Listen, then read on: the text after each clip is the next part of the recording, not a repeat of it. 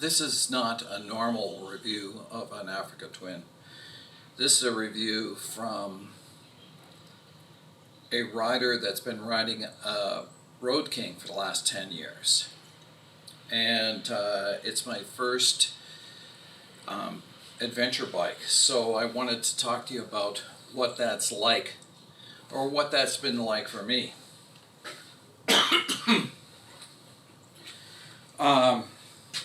I bought this bike on the 1st of November 2019. This is a 2018 model, and so there was ice on the road on November 1st, and I rode it quite a bit. Well, not quite a bit in terms of miles, but I rode it in the wet and in the snow. And one of the first things I noticed is if you've been riding a Harley with those deep fenders, you notice how much less protection you get from something like this. One of the things I noticed was that my legs got wet from the knees down. You get a lot less protection from the knees down, but farther up you're sitting quite a bit higher than you are on something like a Harley, so you actually stay pretty clean on the upper side. But I think that things would improve if I got a little fender extension on this on the front, and I think I will do that. The brakes here seems like a similar setup to what you would get on a Road King.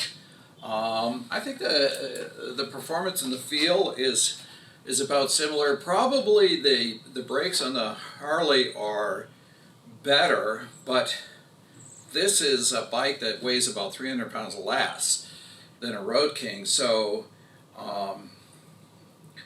you know, whatever the brakes are, they seem to work really well. My Road King was a 2009, which was very early on in Harley's venture into ABS, and the ABS was, let's say, a little crude. It would chatter and carry on. The ABS system on this is really terrific, and one of the things, if you are an experienced dirt bike rider, or you've been riding adventure bikes, this one has the ability to turn off the traction control on the back, which is really nice. I really haven't done that, but it's certainly a possibility there. I did not add all this stuff on it. This was a bike, and you've seen this before with cars and other bikes, is when they got it into the showroom, they decked it out with everything, and so the price was really high, so it didn't sell, and that's why it didn't sell until November of 2018. And because it was fall, they were pretty anxious to sell it at a good price. So I didn't add a lot of these accessories. This is an MRA windshield, and this is not stock. And a lot of people who have Africa Twins complain about the buffeting and the noise and stuff like that. I get none of that. Now, I'm short, but I get none of that. This actually had a little air dam on top of it, but when I went to the shorter seat, I found I was looking at two more edges on the screen, so I took it off, and I haven't had any problems since. One of the things I did notice over the 9,000 kilometers that I've ridden this, about 5,000 miles, is that on the Road King, the windshield is quite flat, and it's closer to you. and so the bugs and the rain seems to go right over your head. When you're sitting on this, the screen is quite a ways off. Like, you can feel the wind going over your head, but I do find that I get more bugs on my visor than I did when I was on a Road King. More rain too. Like on the Road King, I would have the visor up all the time, just riding with my glasses. It was perfectly fine. I don't feel comfortable doing that on this because there's just you don't get the same kind of protection.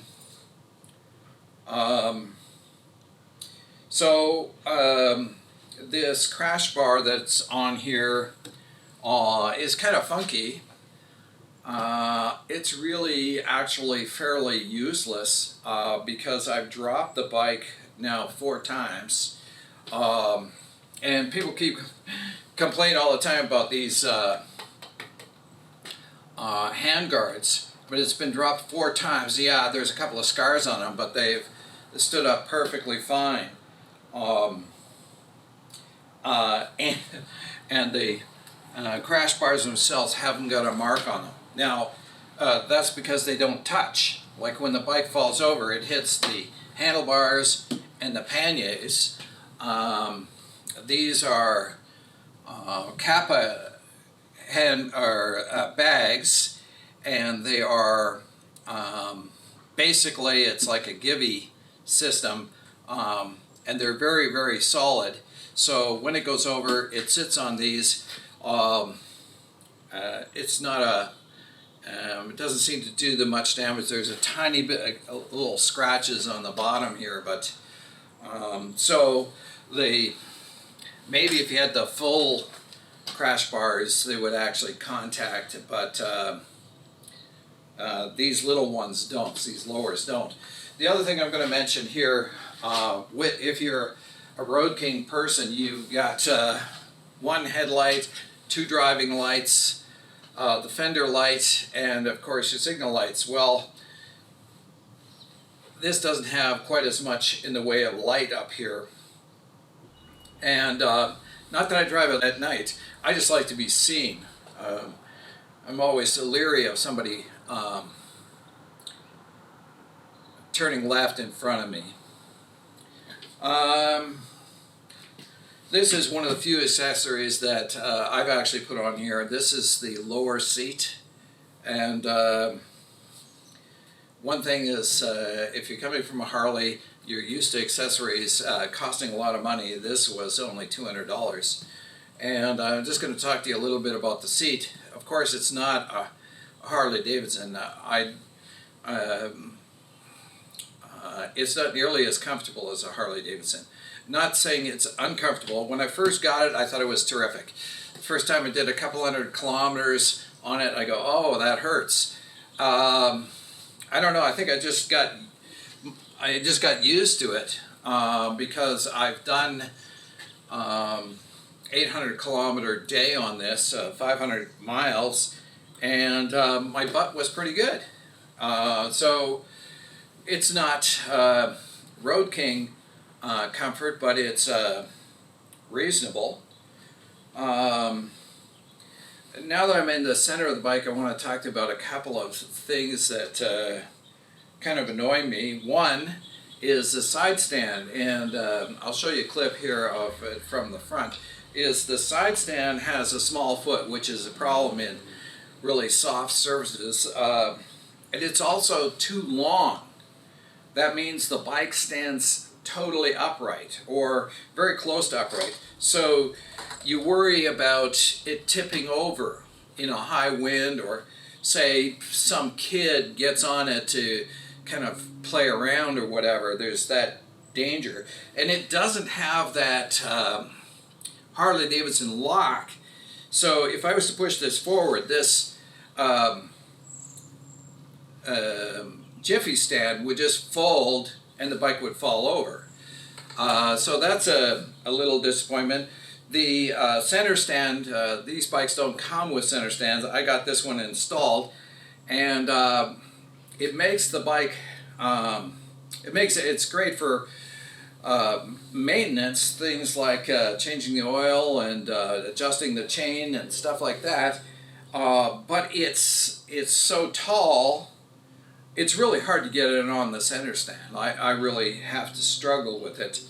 But still, I thought that chain maintenance would be a big headache, and of course you're going to miss the belt drive of the Road King. But these new lubricants, these spray lubricants I put on here, I don't have a bunch of mess back here, and it does seem to be working pretty well. One of the things, and of course these boxes here are large. I don't know if they're larger than what you get on the Road King, but they are large. They lock. They don't lock as well as they do on a Road King. By that I mean, on the Road King you had one key that unlocked everything. Well, you got separate keys for this, and then too on the Road King you can leave your panniers unlocked. These ones you either have to have them locked or open. You can't just leave them unlocked because they I don't know if it's worth making a video showing you that, but it really doesn't work. It's nice to have the top box. I didn't have a top box on my Road King. The tail light is a little underwhelming. It's okay. It's about standard what you get these days on a modern bike. I liked the big light that I had on the Road King, and I also had the signal lights, red, and combined with that, because I'd been on the Road King, I was hit from behind. I'm kind of nervous about getting hit from behind again. I'd like to have a little more light on the back. The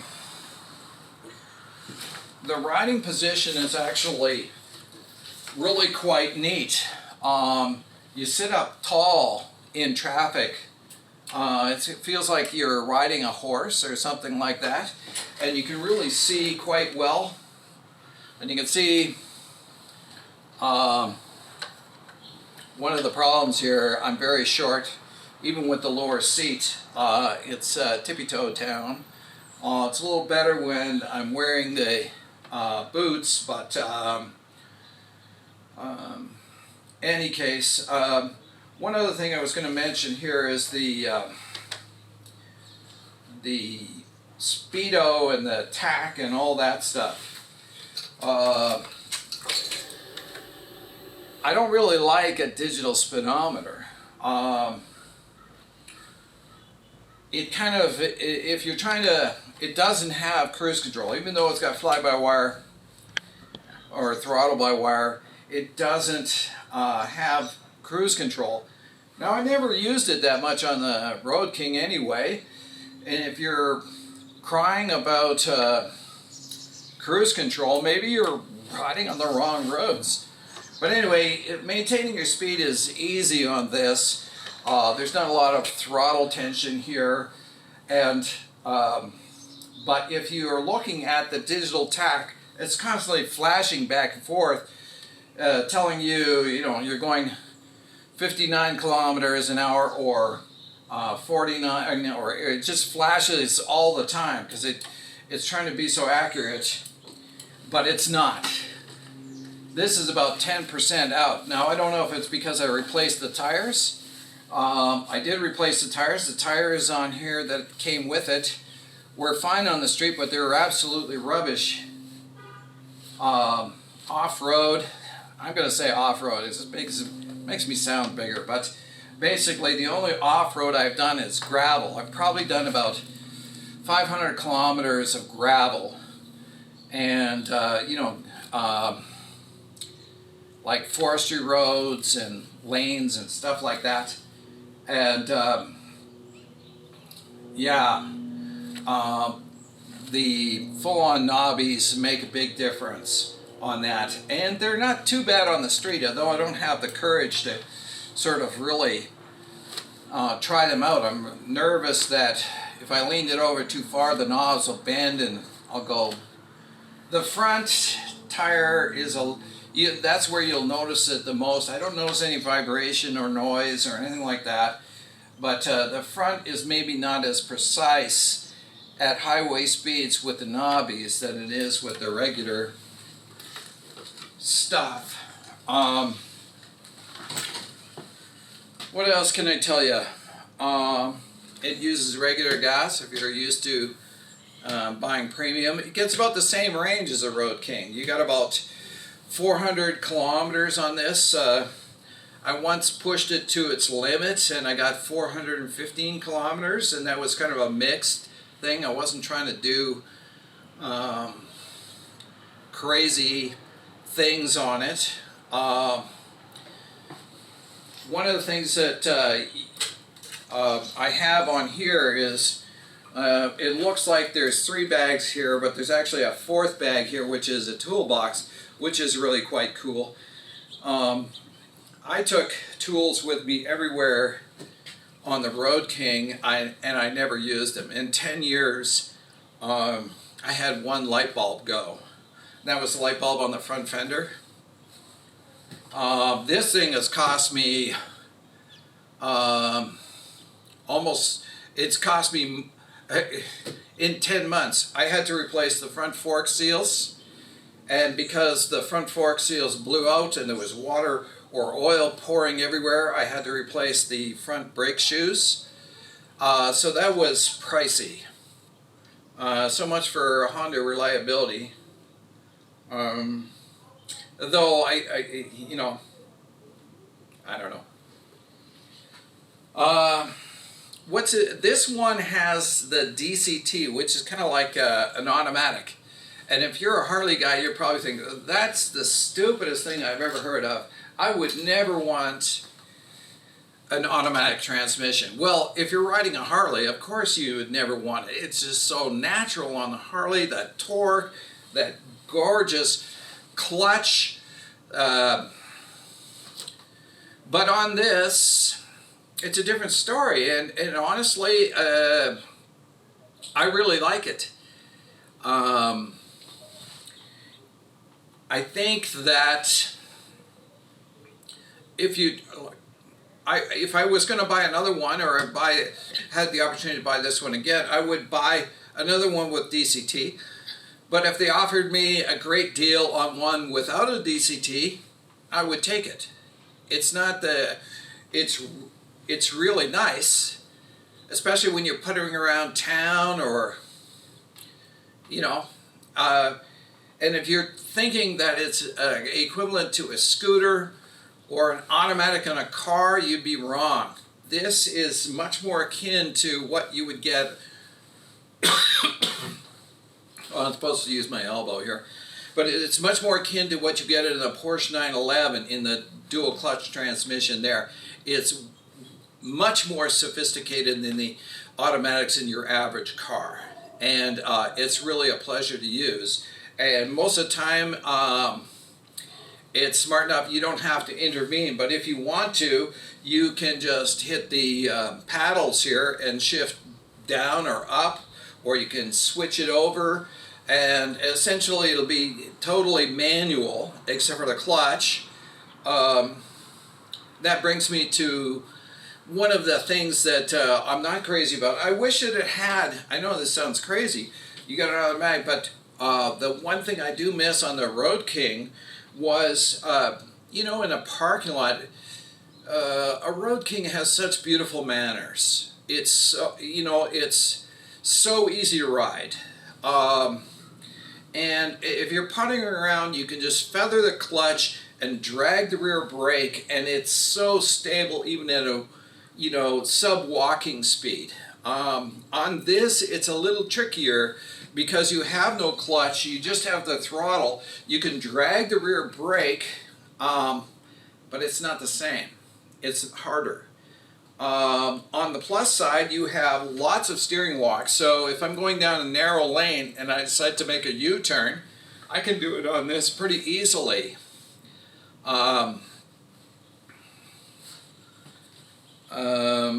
one of the things, if you have not ridden off-road before, if you come from a Harley or a cruiser or a street bike and you're wondering about the adventure touring side of things,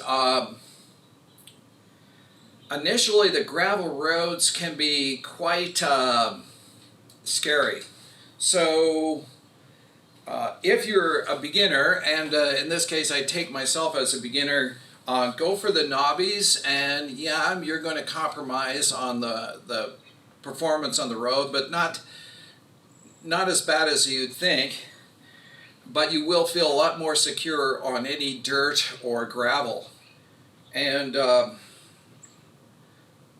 I think the reason I bought this is not because I didn't like the Road King. I love the Road King, and it was 100% reliable. It was easy to drive. I was interested in driving some places that I had never driven before. I want to go to the Great Bear Rainforest. I want to explore some of the ghost towns here in Western Canada, and maybe the Arctic. And the Harley is not really the machine for that. Am I entirely happy with it? Not entirely. Sometimes I think that it's a lot more challenging to ride than a Harley. And I thought that maybe if I could get one that was smaller and lower, it might be better. But you know, you look at the other bikes and you just say, if I was going to buy this all over again, it could be, if I went to something, you know, they're not that big a difference between between this one and the lowest. And there's not that big a difference in the weight either. And once you get rolling, of course, it doesn't make any difference whatsoever.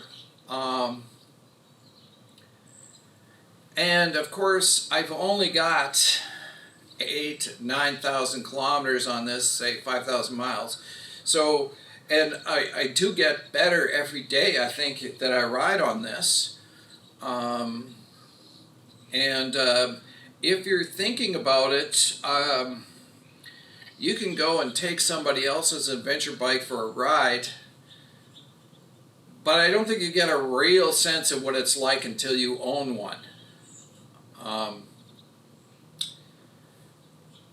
I thank you for watching, and every day on two wheels is a great day. Thank you.